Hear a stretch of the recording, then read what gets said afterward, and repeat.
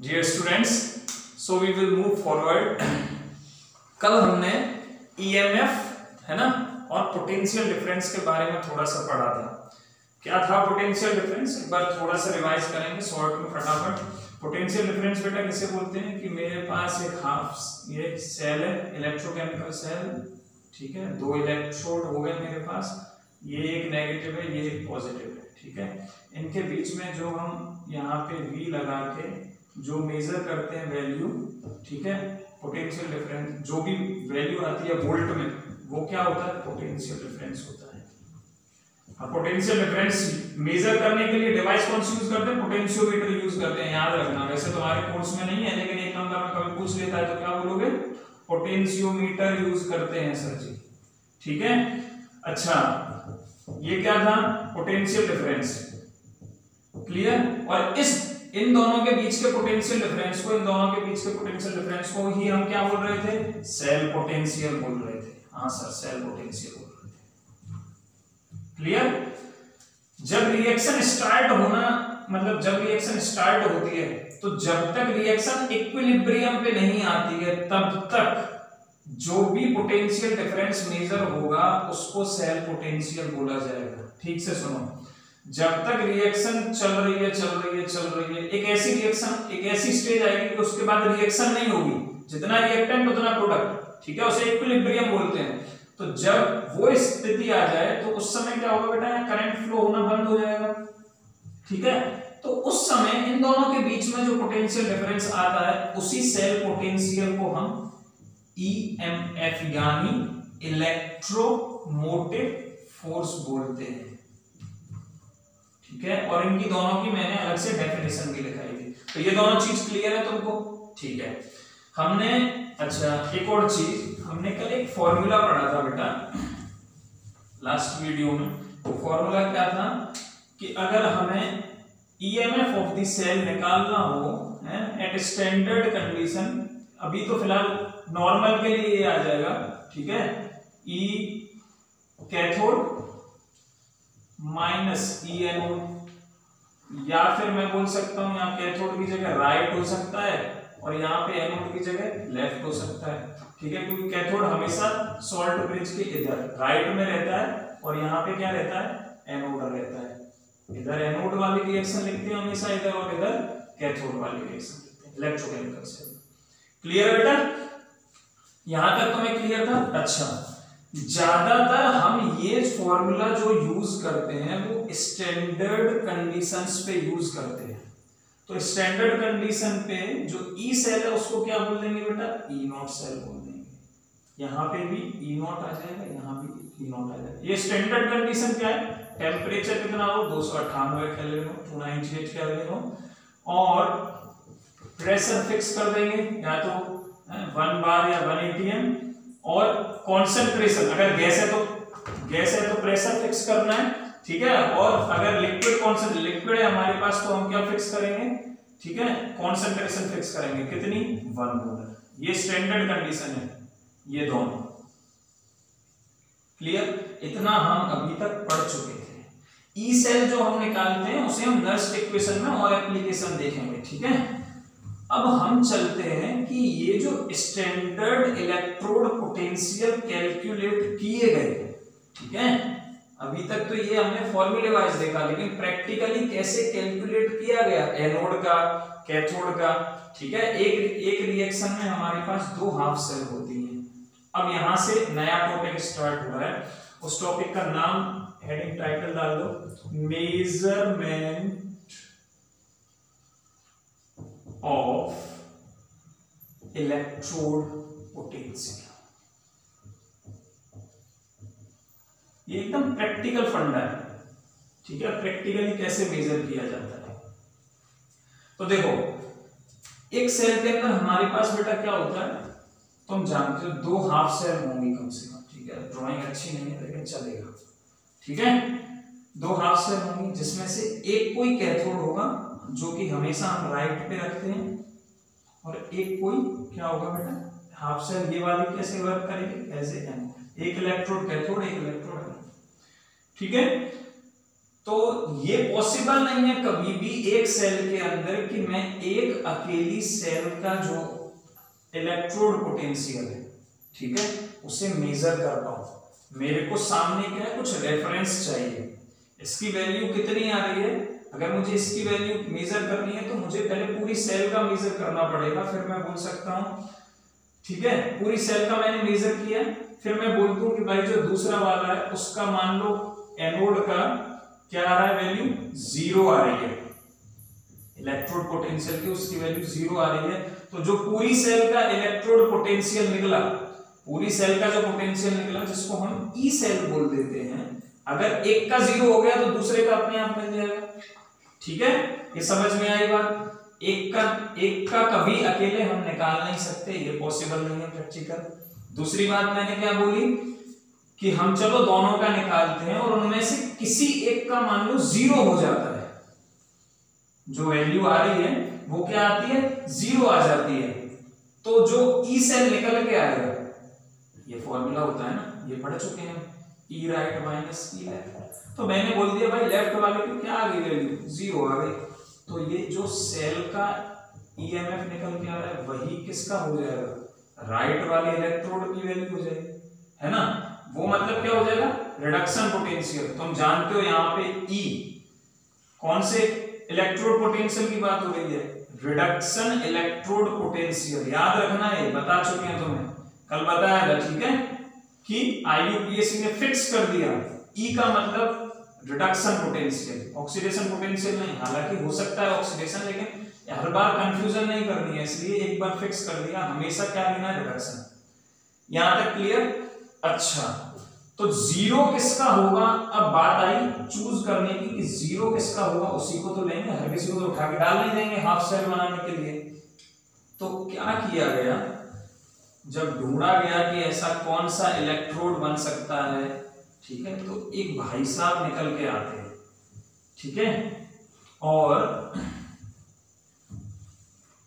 वो भाई साहब का नाम है SHE। तो पहले मैं यहां पे कुछ स्टेटमेंट लिख दूं, दैट इट इज इम्पॉसिबल, ये सब तुम्हें फेयर में लिखना है, it is impossible to measure the electrode potential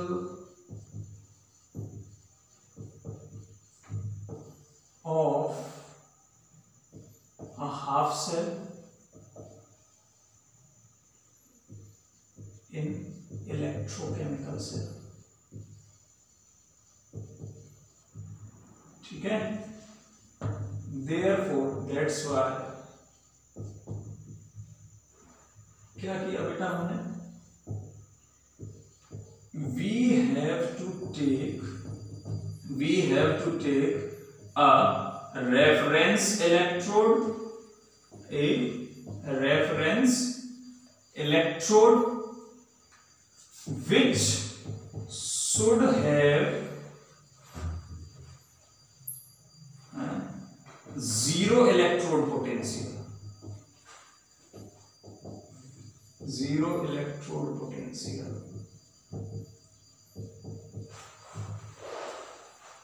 to calculate the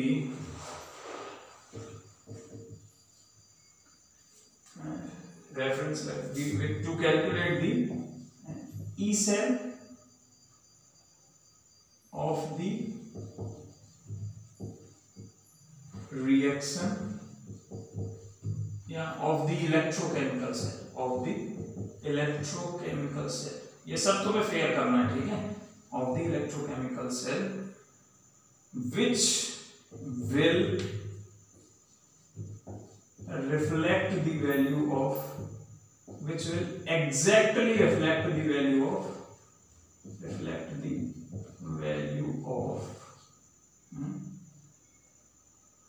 required electrode potential value। एकदम सादा सरल भाषा में लिखा है, ठीक है, सबके समझ में आएगा। हमने क्या किया, एक का कैलकुलेट नहीं कर सकते तो हमने क्या किया, एक रेफरेंस इलेक्ट्रोड लिया, मतलब दूसरी हाफ सेल मान ली, जिसका इलेक्ट्रोड पोटेंशियल 0 होना चाहिए। इससे क्या होगा, हम ई ऑफ द सेल निकालेंगे इलेक्ट्रोकेमिकल सेल का, सो जो वैल्यू आएगा विच विल एग्जैक्टली रिफ्लेक्ट, मतलब जो उसकी वैल्यू आएगी वही किसकी वैल्यू होगी, जिस इलेक्ट्रोड की पोटेंशियल वैल्यू हमें निकालनी। Clear?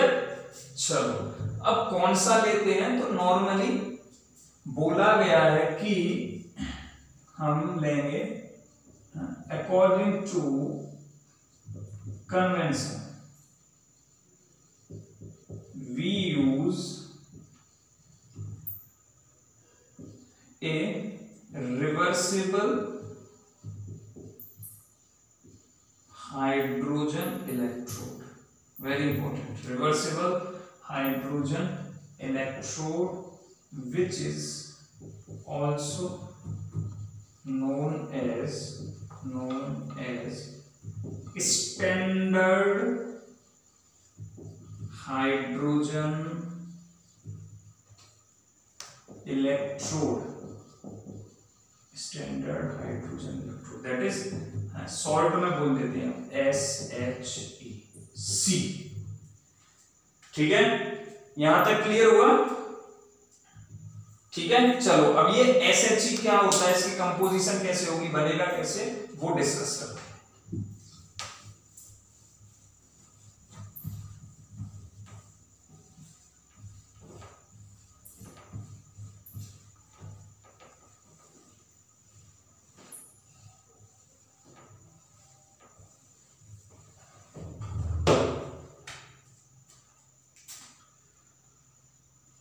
Standard hydrogen electrode, clear बेटा? अच्छा सबसे पहले तो it is a reversible electrode. Reversible electrode का मतलब बेटा ये दोनों की तरह काम करेगा। ठीक है, जब जरूरत होगी तो ऑक्सीडाइज भी होगा, जरूरत होगी तो रिड्यूस भी होगा, सामने वाला क्या चाहता है, ठीक है, उसके हिसाब से अपनी रिक्वायरमेंट ये चेंज कर सकता है। Clear? And it is represented by, मैं जानता हूं ये थोड़ा सा थ्योरेटिकल टॉपिक है लेकिन ये तुम्हारे लिए समझना बहुत जरूरी है। ठीक है, and it is represented by PT H2। देखो यहां तक तुम पे आता है, पहले क्या लिखते हैं, मेटल लिखते हैं हमेशा, फिर उसका यहां मेटल नहीं है, यहां गैस है, लेकिन मान लो कि हाइड्रोजन मेटल है फिलहाल 1 मिनट के लिए। ठीक है, तो हाइड्रोजन लिखा, उसका आयन लिखेंगे बेटा, हाँ ठीक है सर, आयन लिखेंगे। अगर उसकी कॉन्सेंट्रेशन दी हुई हो, स्टैंडर्ड बोल दिया है, ठीक है, तो हाइड्रोजन कैसा होगा, गैसियस होगा। कंडीशन गैस के टर्म्स में, स्टैंडर्ड कंडीशन कॉन्सेंट्रेशन नहीं लेंगे, प्रेशर लेंगे, तो 1 बार लिख दिया। ठीक है, तो अब मैं ऐसे लिख रहा हूं H2 गैस 1 बार किस में कन्वर्ट हो रहा है, H प्लस एक्वियस में कन्वर्ट हो रहा है बेटा। बस शर्त ये है यहां पे तुम्हें एक पीटी जोड़ देना है, दैट इज प्लेटिनम। और ये कैसा होगा बेटा, ये होगा सॉलिड। ठीक है, हमेशा देखो ये अलग अलग चेंज हो सकता है। यहां पे क्या हो रहा है, सॉलिड से लिक्विड जा रहा है या गैस से लिक्विड जा रहा है, मतलब देखो यहाँ पे 0 ऑक्सीडेशन स्टेट है, 0 ऑक्सीडेशन स्टेट से +1 में जाना मतलब ऑक्सीडेशन शो कर रहा है। तो इससे ये तुम्हें समझ में आता है कि इसे मैं हमेशा क्या बनाने वाला हूं, एनोड बनाने वाला हूं। अगर मैं इसे कैथोड ले रहा होता तो मैं क्या करता, ये आगे ये पीछे और पीटी सबसे पीछे। अगर इफ बाई चांस मान लो मैं इसे कैथोड लेना चाह रहा होता तो मैं क्या लिखता बेटा, यहां पे सॉल्ट ब्रिज होता। ठीक है, अब क्या है, इसके बाद सॉल्ट ब्रिज आएगा, फिर दूसरी वाली हाफ सेल आएगी। ठीक है, तो यहां पे सॉल्ट ब्रिज होता, यहां से कैथोड लिखना स्टार्ट होता है, मतलब राइट साइड वाला। तो ये पहले होता H प्लस एक्वियस, क्लियर, उसके बाद H2 गैस 1 बार और PT सॉलिड। ऐसे लिखा होता। रेफरेंस बुक में दोनों तरीके से लेता है, लेकिन एनसीईआरटी ने ये फिक्स कर दिया है। और एक तरीके से थोड़ा सा समझोगे तो ज्यादा क्या कभी कंफ्यूजन नहीं होगा तुम्हें, ठीक है। इसीलिए मैं केवल इसे लेके चल रहा हूँ, ठीक है। इसी से सॉल्व हो जाएगा और एक से ही तुम्हें याद रखना है, दोनों से कंफ्यूज नहीं होना है। एक बार सिखाने के लिए मैंने बता दिया बस, ठीक है। चलो अच्छा, इसकी कंपोजिशन क्या है, इसे ऐसे रिप्रेजेंट करेंगे। इसकी कंपोजिशन क्या है तो देखो बेटा, एक बीकर के अंदर, ठीक है, हम क्या लेते हैं, एक हमारे पास ग्लास की होलो ट्यूब रहेगी, ठीक है। ट्यूब क्या, एक प्लेटिनम इलेक्ट्रोड रहता है, ठीक है।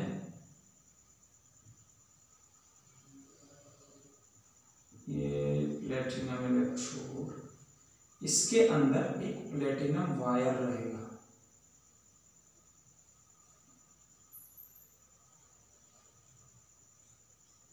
ठीक है। इस प्लेटिनम वायर से एक ये प्लेटिनम की फॉइल अटैच रहती है,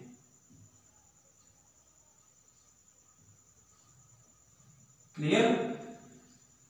ये क्या बेटा, ये कनेक्ट रहेगा दूसरी तरफ, ठीक है ना। ये क्या है, प्लेटिनम वायर, पीटी वायर, ठीक है। ये क्या है बेटा, प्लेटिनम की फॉइल है, पीटी फॉइल। अच्छा, प्लेटिनम की फॉइल होती है लेकिन कोटिंग होती है इसके ऊपर, कोटेड विद बहुत अच्छे से पीसे हुए प्लेटिनम के मेटल को, एकदम पाउडर फॉर्म में उससे कोटिंग होगी इसकी, ठीक है। कोटेड विद फाइनली डिवाइडेड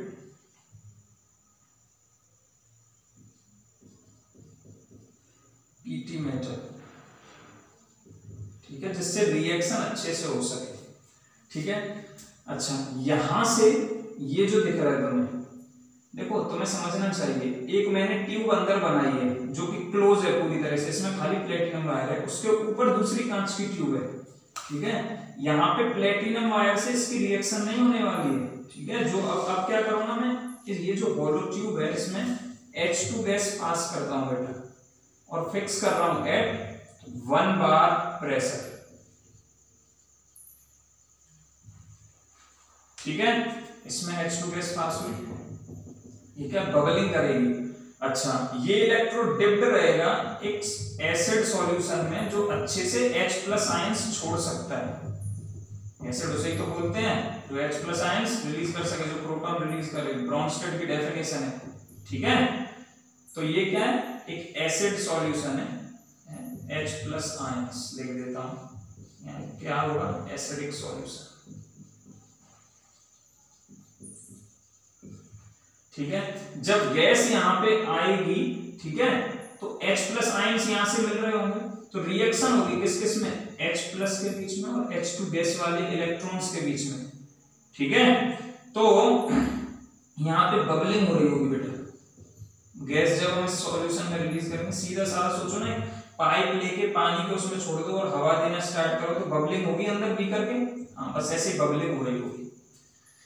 ये कंपोजिशन है किसका, SHE, स्टैंडर्ड हाइड्रोजन इलेक्ट्रोड का, ठीक है। एक छोटा सा होमवर्क है, तुम्हें इसकी जो एपरेटसिंग है, मतलब इसको अरेंज करना है, वो तुम्हें खुद लिखना है। क्या लिखोगे सबसे पहले, a platinum wire is a platinum wire electrode is taken and platinum wire foil is attached at the bottom which is coated with finely divided platinum metal, ठीक है, and H2 gas at 1 bar pressure is passed in, है, पहले ये लिखना, platinum foil coated with finely divided platinum metal and it is dissolved in, या and it is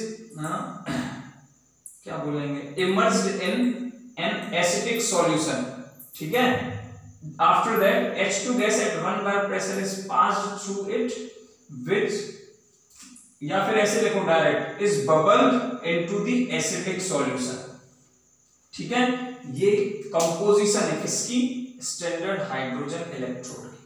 अब working कैसे होगी देखो, क्या हुआ कि मैंने इसको हमेशा मान लिया एनोड, मैं लिखता हूं यहां पे। अब जो मैं लिख रहा हूं तुम्हें इसकी एपरेटसिंग तुम्हें खुद लिखनी है, ये तुम्हारे लिए HW है बेटा, इसकी एपरेटसिंग तुम्हें खुद लिखनी है और तुम आराम से लिख सकते हो। अभी जो हिंदी में बोला है एक एक करके जब मैं डायग्राम बना रहा था उसे इंग्लिश में लिखना है बस, और कुछ नहीं। देखो, if we calculate EMF of the cell, EMF of the cell, then we take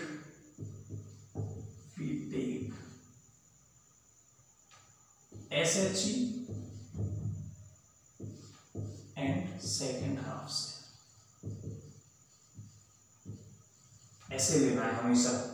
तो साल्ट ब्रिज के हमेशा लेफ्ट में क्या रहता है, इसका ऑक्सीडेशन हो रहा होता है, तो मैंने क्या कंसीडर कर, ऐसे ही लिखना है तुम्हें, ठीक है। फिगर में मैंने इसको क्या मान लिया है कि इस पे क्या हो रहा है बेटा, ऑक्सीडेशन, ये हमेशा लेफ्ट में है और ये किस पे हमेशा राइट में,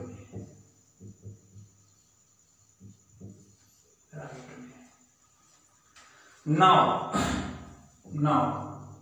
if now the value of EMF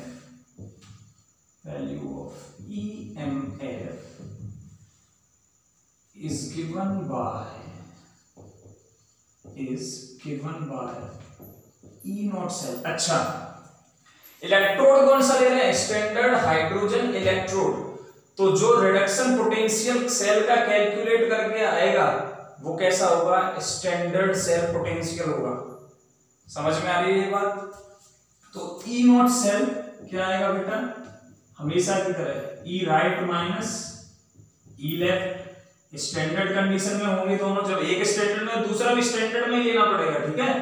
now since E not left, अच्छा मैं तुम्हें गिवन कर देता हूं ये कंडीशन, मैंने यहां पे लिख देनी चाहिए थी, दी standard reduction potential, standard reduction potential of SHE is 0। याद रखना है, प्रैक्टिकली डेटा है, ठीक है, मैंने अपने मन से नहीं ठोका, यहां पे प्रैक्टिकली डेटा है। Since E not L is 0 ही है ना, बोल दिया ऊपर, देयरफॉर E नॉट सेल जो आया वो किसके बराबर हुआ, E नॉट राइट, ठीक है, क्लियर। इक्वेशन नंबर 1 देखो, ये अभी तक मैंने तुम्हें इससे पहले यही समझा रहा था, ठीक है, इसको थोड़ा सा अच्छे से समझा दिया। अब तुम इसे फेयर कैसे करोगे, पहले ये लाइन लिखनी है, हमेशा रिप्रेजेंटेशन ऐसे करेंगे, SHE का हमेशा स्टैंडर्ड रिडक्शन पोटेंशियल कैसा होगा, 0 होगा। इसको फिगर को बनाना है, SHE ऐसा होता है, इसका एपरेटसिंग लिखनी है तुम्हें, ठीक है, अरेंजमेंट लिखना है, कैसे बनाया मैंने, ठीक है। पहले प्लेटिनम वायर के बारे में लिखो, नीचे क्या होती है, फॉइल होगी प्लेटिनम की, क्लियर। इस प्लेटिनम की फॉइल के ऊपर जो नीचे बॉटम पार्ट है उस पे फाइनली डिवाइडेड कोटिंग होती है किसकी, प्लेटिनम पाउडर की। ये डिसॉल्व किसके अंदर होगा, ये प्लेटिनम इलेक्ट्रोड डिसॉल्व होगा बेटा एक एसिडिक सॉल्यूशन के अंदर, जिसके अंदर अच्छे से H+ आयंस टूट सकते हो। इसके बाद हम H2S गैस पास करते हैं एट 1 बार प्रेशर, क्लियर, ठीक है। ये SHE की मैकेनिज्म है, समझ में आया। तो देखो हम ऐसे कैलकुलेट करेंगे, यहां तक क्लियर हो जाना चाहिए, ठीक है।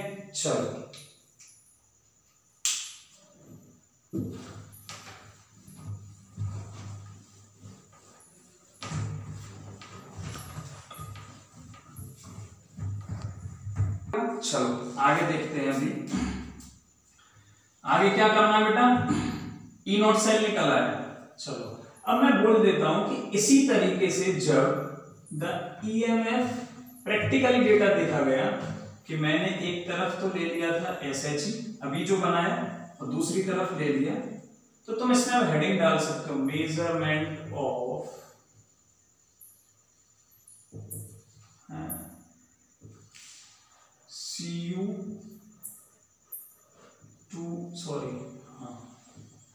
Cu2 plus 2 Cu electrode potential. डालना चाहो तो डाल सकते हो।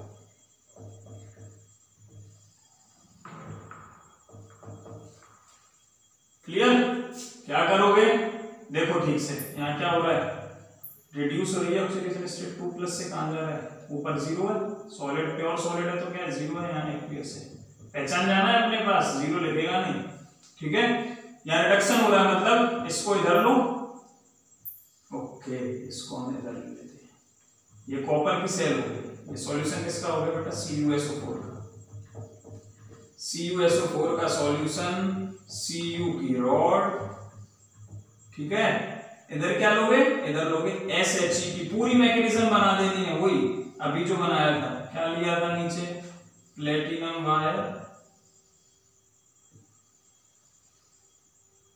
बीच में एक प्लेटिनम वायर था, इसमें प्लेटिनम की फॉइल लगी थी, ये एसिडिक सॉल्यूशन के अंदर डिप्ड था, ठीक है, और इस इलेक्ट्रोड को और इस इलेक्ट्रोड को पोटेंशियोमीटर के थ्रू जोड़ दिया था, जिससे पोटेंशियल डिफरेंस हम मेजर कर सके, ठीक है। जब ये मैकेनिज्म हो रही है, यहाँ पे बस Zn वाली की जगह SHE ले लिया है, तब देखा क्या गया, the EMF of the cell,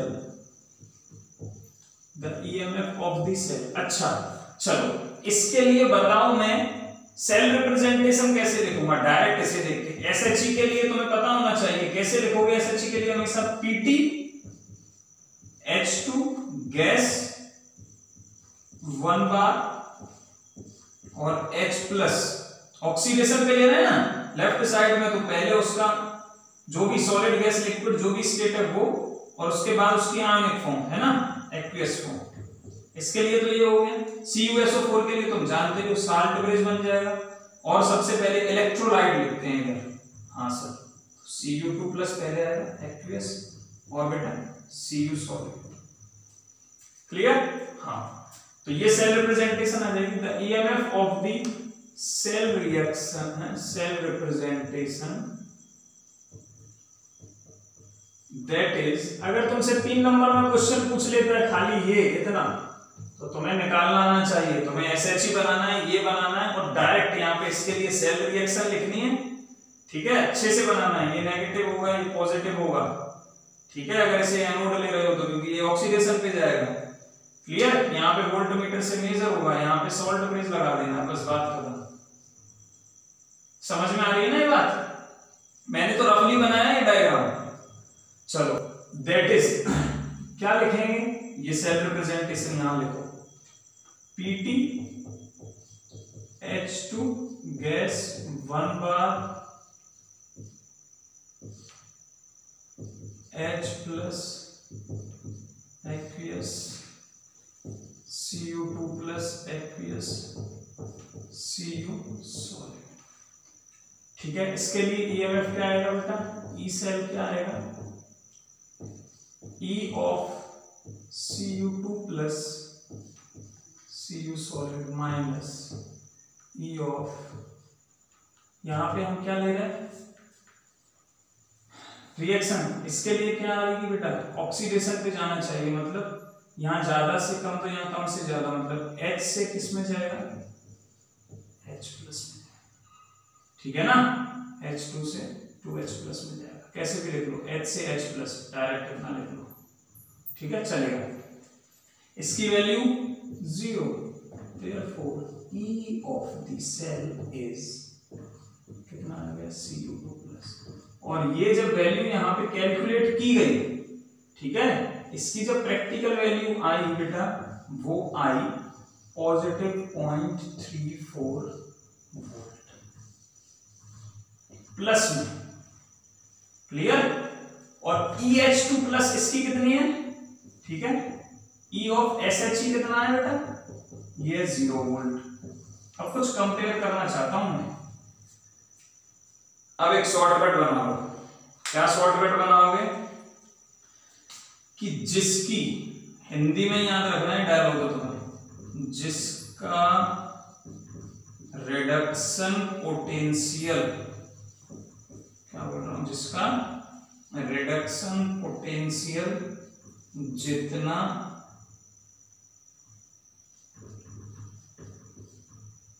कम, ठीक है, या ऐसे लिखो जितना ज्यादा नेगेटिव, ऐसे ही लिखो जितना कम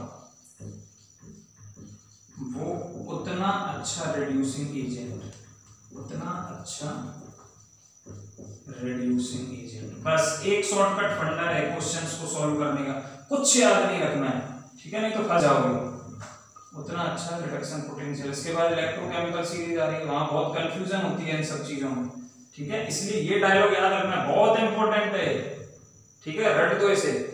जिसका रिडक्शन पोटेंशियल मतलब ई की वैल्यू जितना कम होगा, ठीक है, इसको दूसरे शब्दों में कैसे बोल सकता हूं, जितना ज्यादा नेगेटिव होगा, है ना, कम होना मतलब नेगेटिव की वैल्यू ज्यादा, ठीक है, उतना अच्छा उसका क्या होगा बेटा, रिडक्शन पोटेंशियल, ठीक है, उतना अच्छा वो क्या होगा, सॉरी, रिड्यूसिंग एजेंट होगा, उतना अच्छा क्या होगा बेटा, रिड्यूसिंग एजेंट होगा। बहुत इंपॉर्टेंट है। तो बता दो इन दोनों में किसकी वैल्यू कम, SH की, हाइड्रोजन इलेक्ट्रोड की, तो इन दोनों में अच्छा रिड्यूसिंग एजेंट कौन है, ये है। कौन एक्ट करेगा रिड्यूसिंग एजेंट की तरह, ये एक्ट करेगा। ये किसकी तरह काम करेगा बेटा, ऑक्सीडाइजिंग एजेंट की तरह काम करेगा। अच्छा, ऑक्सीडाइजिंग एजेंट का मतलब क्या हो गया, ये किसके पे जा रहा होगा, रिडक्शन पे जा रहा होगा, है ना, पढ़ चुके हो रिडॉक्स में ये सब चीजें। ये अच्छा रिड्यूसिंग एजेंट मतलब ये किस पे जा रहा होगा, ऑक्सीडेशन पे जा रहा होगा। हाँ सर ऐसा ही तो हो रहा था, ये ऑक्सीडेशन पे जा रहा है, रिडक्शन पे जा रहा है। समझ में आई ये बात। तो मैं अगर और दूसरे शब्दों में रिएक्शन के टर्म्स में बात करूं तो Cu2 प्लस मतलब Cu वाले के इलेक्ट्रोड की रिएक्शन लिख रहा हूं, जल्दी किस पे चला जाएगा, रिडक्शन पे, मतलब इसकी ऑक्सीडाइजिंग फॉर्म कम स्टेबल होगी, मतलब Cu2 प्लस ज्यादा देर तक अकेला नहीं रह पाएगा, क्या करेगा, तुरंत रिड्यूस होके रिडक्शन कर लेगा ना अपना, क्योंकि दूसरे को ऑक्सीडाइज करेगा, तुरंत क्या कराएगा, सॉलिड में कन्वर्ट हो जाएगा।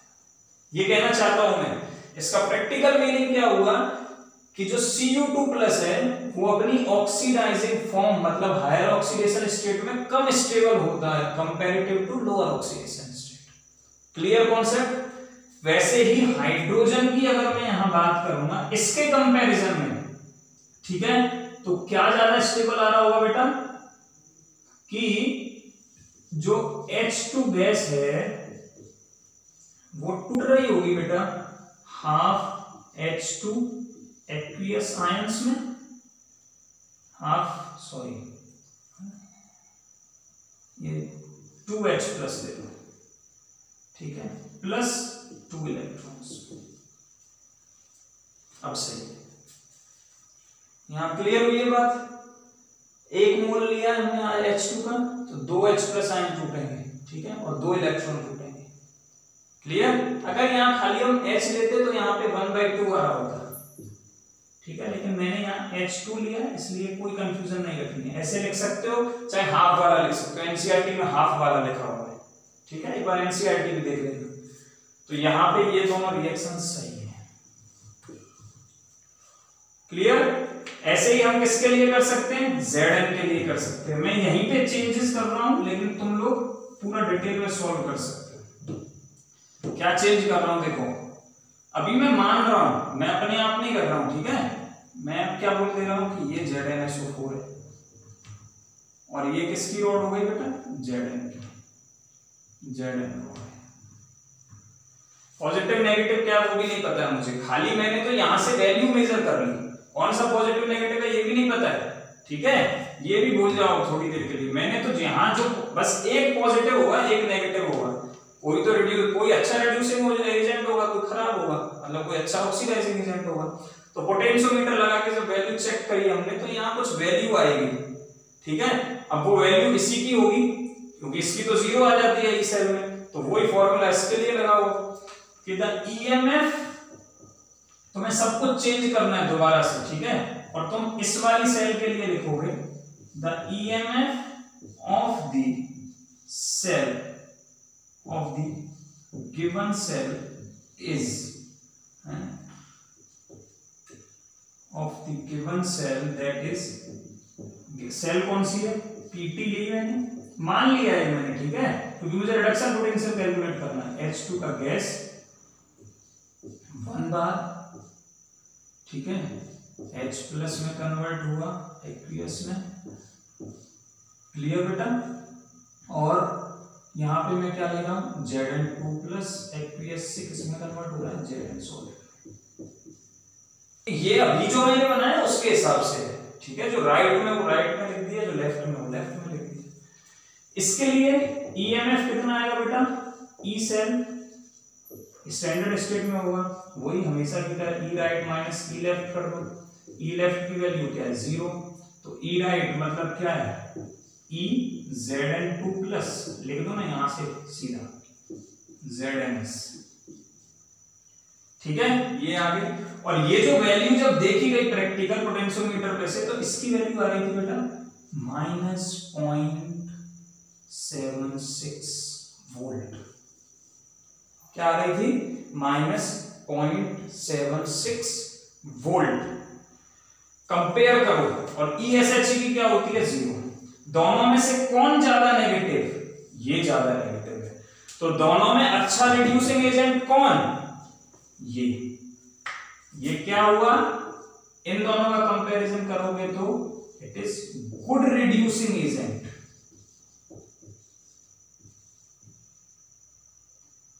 Good reducing agent then SHE।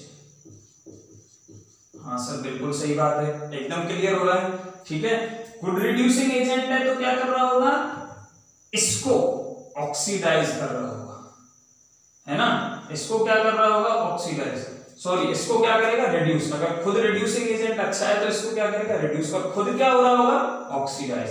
तो ये किस पे जा रहा होगा बेटा, ऑक्सीडेशन पे जा रहा होगा। ये किस पे जाएगा, ऑक्सीडेशन पे जाएगा।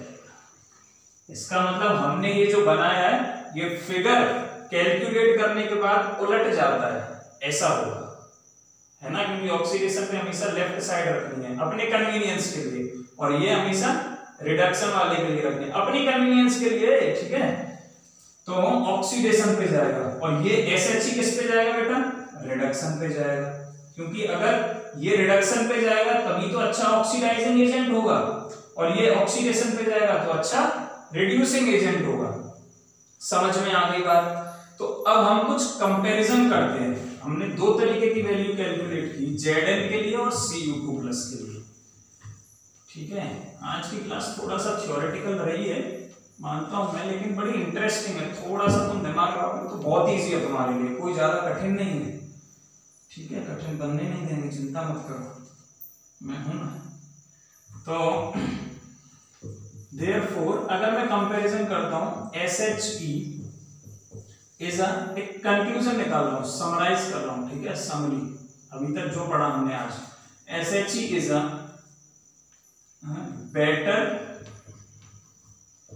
Reducing agent than Cu electrode या half cell, and better oxidizing agent than Zn electrode, that is Zn half cell।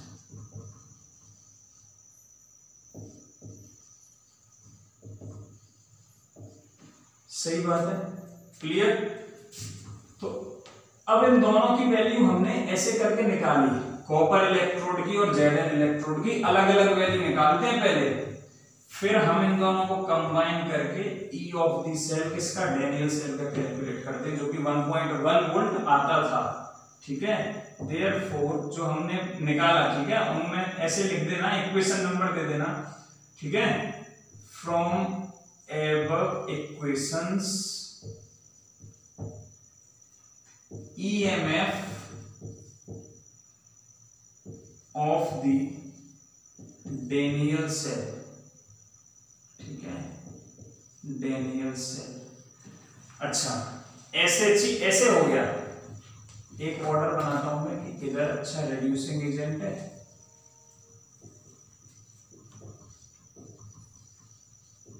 और इधर अच्छा ऑक्सीडाइजिंग एजेंट। ऐसे वैल्यू मान लो वेरी कर ली। फॉर एग्जांपल अभी इलेक्ट्रोकेमिकल सीरीज पढ़ेंगे हम, ठीक है, अगली वीडियो में पढ़ेंगे, इसमें मिक्स हो जाएगा। कम डेटा पढ़ाना है हमें, कोई ज्यादा नहीं देना कंटेंट, ठीक है। तो रिड्यूसिंग एजेंट अच्छा कौन था? Zn, नीचे आ रहा और ऊपर क्या आ रहा होगा? कॉपर। क्लियर? तो EMF of the Daniell cell और इसकी क्या है? 0। क्लियर? तो EMF of the Daniell cell अगर मैं निकालना चाहूं कंबाइन करके तो ऐसा कर सकता हूं, E cell equal to E of the, ऊपर वाले में से इसको माइनस कर दो। अच्छा, कौन अच्छा ऑक्सीडाइजिंग एजेंट है? सॉरी, कौन अच्छा रिड्यूसिंग एजेंट है? ये वाला। तो जब हम डैनियल सेल का रिप्रेजेंटेशन लिख रहे थे तो याद होगा तुम्हें, राइट साइड पे ई राइट माइनस ई लेफ्ट होता है ना, तो राइट साइड पे हमेशा रिडक्शन वाला आता है। बोला है मैंने, शॉर्टकट से याद रखो, राइट मतलब रिडक्शन, ठीक है। तो दोनों में से रिडक्शन पे कौन जाएगा? जो अच्छा ऑक्सीडाइजिंग एजेंट होगा, है ना, उसी का तो रिडक्शन अच्छा हो रहा होगा, क्योंकि वो और खुद ऑक्सीडाइज, दूसरे को ऑक्सीडाइज हो रहा है, दूसरे को ऑक्सीडाइज कर रहा है, तो खुद क्या हो रहा होगा? रिड्यूस। तो यहां रिडक्शन पे कौन लिखते हैं हम?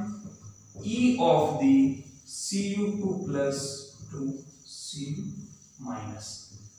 अच्छा, यहाँ पे ऑक्सीडेशन पे कौन जाएगा? जो दूसरे को रिड्यूस कर रहा होगा वो खुद ऑक्सीडाइज होगा, तो Zn वाला जाएगा। तो यहाँ पे एक बात बताओ, अब कंफ्यूजन क्रिएट कर रहा हूं, Zn सॉलिड से मैं Zn2 प्लस लेता हूं, क्या ये सही है? नहीं, ये सही नहीं है, सॉरी ये सही है। देखो अगर मैं ये करता Zn2 प्लस, ये सही नहीं है। क्यों? मैंने तुम्हें बोला है यहाँ पे हमेशा रिडक्शन पोटेंशियल लेना है, लेकिन देखो ये क्या है? इंक्रीज हो रहा है, रिड्यूस नहीं हो रहा है।